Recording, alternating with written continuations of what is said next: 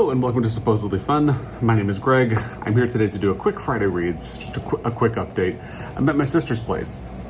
That's me as a baby in both of those photos. It's fun. Anyway, so I'm at my sister's place. Everybody else is out except for Joel. He's over there doing stuff. So quick update on reading, but also if you saw the video that I posted the other day, I mentioned that we have been stuck in New York, so that is actually going to change. We're coming back home over the weekend, so things will be a little more normalized back by then, hopefully.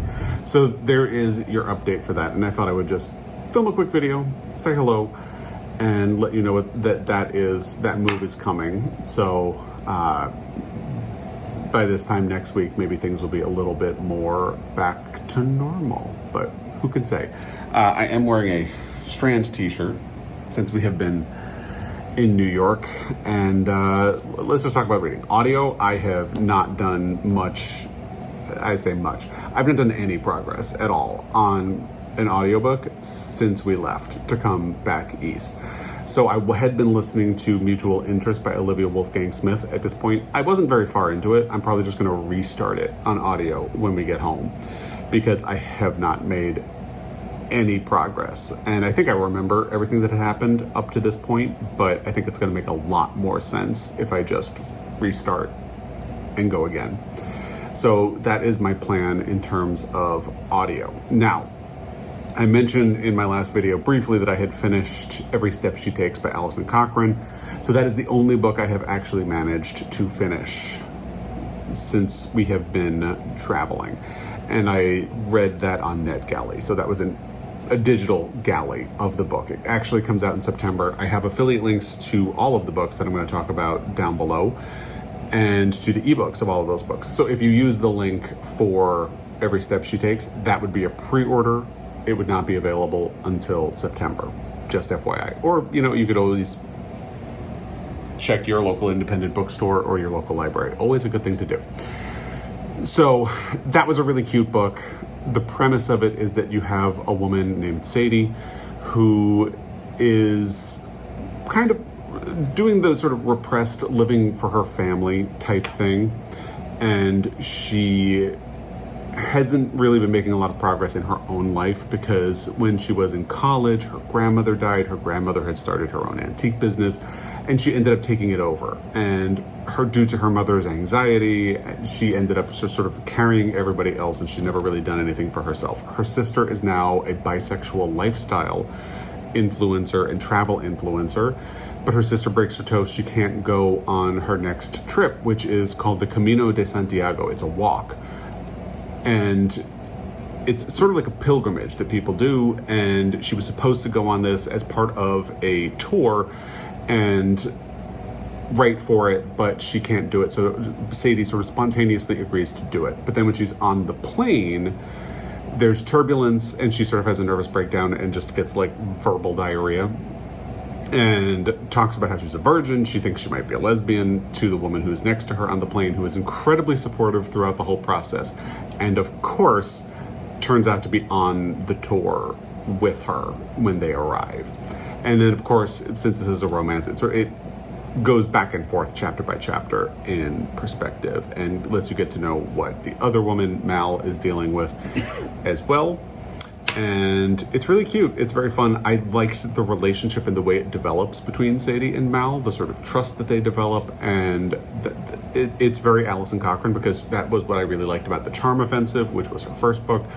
And it's why I really liked Kiss Her Once for Me, which was Alison Cochrane's second book. And if you remember, Here We Go Again was one of my favorite reads from last year. That was her last book. So Alison Cochrane is another all hits author for me.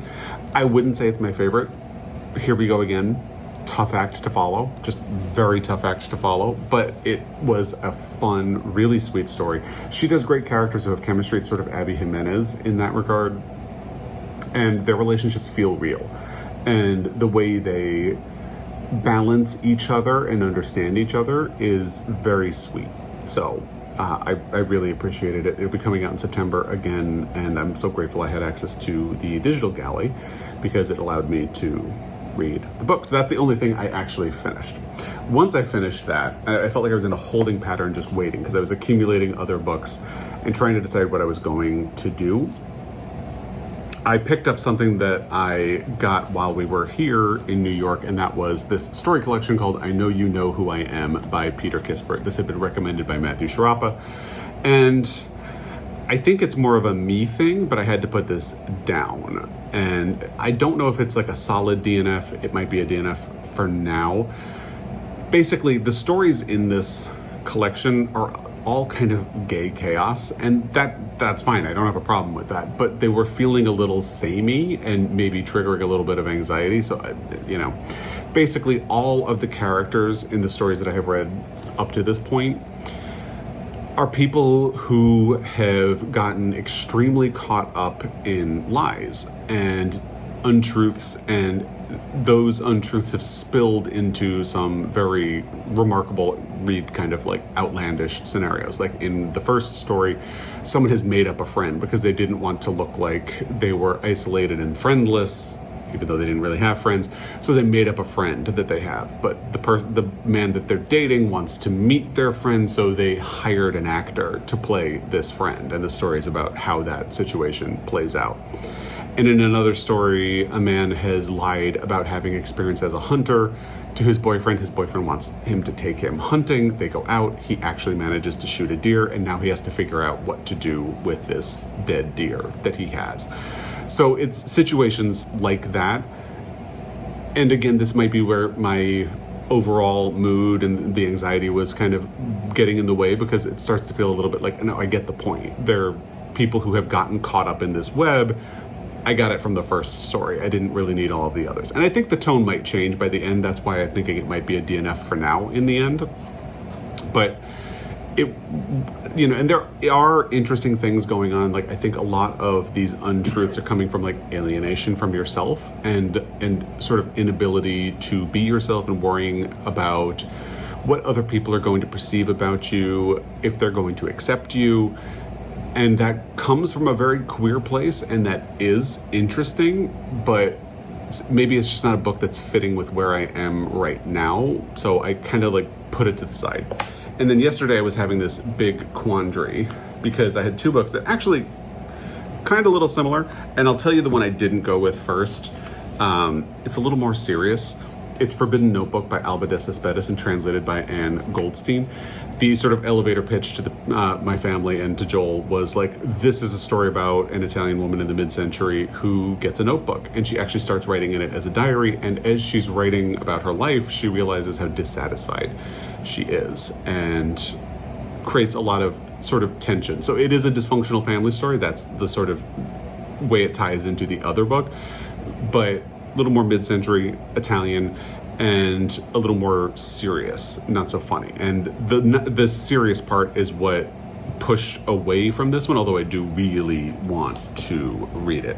So the one I did end up going with was Hope by Andrew Ridgard. This was another recommendation by Matthew Sharapa that we got at a bookstore while we were here. And this is about a dysfunctional family, a dysfunctional Jewish family. It is described as a book that people who like Taffy Broadus or Ackner would probably like. Now, I didn't read Fleischman is in Trouble, and I DNF'd Long Island Compromise, so that feels like shaky ground, especially after not knowing where I'm going to end up with I Know You Know Who I Am.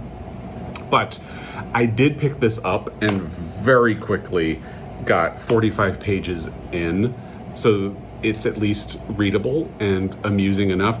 The humor does start to get a little wildly outlandish, and it'll be interesting to see if it can sustain that over almost 500 pages.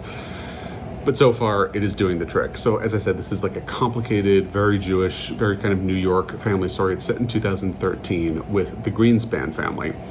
The patriarch of the family's name is Scott. He's a doctor, and he is involved in a clinical trial. And what happens is they find out that he has been faking samples in the clinical trial, and that causes the family to completely spiral out over the course of the next year. His wife, who is one of these people who, obviously they're very wealthy, and the book opens with her having a dinner party where people are assigned a class bracket and name and nationality, and that determines what table they get to sit at, if they get to sit at a table at all, what kind of a meal they have at this dinner party, and it's also they can talk about the luck that goes into the lottery of birth, essentially, and class and all of that stuff. So she's one of those people. And from the back of the book, she ends up leaving him for a woman who is a power broker. Their daughter and the son, who's in college, go off and spiral in their own directions. So it seems like this is going to be a fun book to sort of carry through because it's humorous. And, you know, I like stories about dysfunctional families. So, but the funny one seemed like the one that was going to be what the doctor ordered. Like I said, it does give me shades of Taffy Broadus or Ackner in the way that her story felt too outlandish, and I ended up not finishing Long Island Compromise. It will be interesting to see if this can sustain that sort of story over 500 pages or if it just gets to be wildly too much. But so far so good. 50 pages in, we will see how that goes. And, you know, I have a lot of books to fall back on, even if I don't end up picking up Forbidden Notebook as my next book. So that's everything right now. As I said, hopefully we will be, not hopefully, we'll probably be on a plane as you're watching this. Do you want to say hello? Hey guys, Hi. How are you doing? We're here. Yay. We're going to be going home. Yeah. It's very exciting for us. Yeah, we get to see Teddy. I'm very excited about that. Yeah, so we'll get him tomorrow from his grandparents. He's been having a blast. Yeah. Just having a blast. And there's a kitty in the house, so he's very anxious about that. He is. So, but we'll be home. Yeah. And when we get home, we need to film our best books of the year so far. Best books of the year. So And stay tuned. we've done a wrap-up. Yeah. And just a little bit of what's going on. Yeah. Yeah. Mwah. Thank you. So, we'll leave it at that. Happy Friday reads, and hope everybody's doing well. Let me know what you've been up to. I'll try to catch up with comments on Monday, because I doubt I'll be able to do it over the weekend. I did manage to catch up with comments on the 3 most recent videos that I had done. My plan had been to do other ones today, but, you know, life. So that's where we're at. Let me know what you've been up to in reading and watching and loving, and as always, I appreciate your time. We'll be back. Until next time. Happy reading. Happy baking. Happy baking.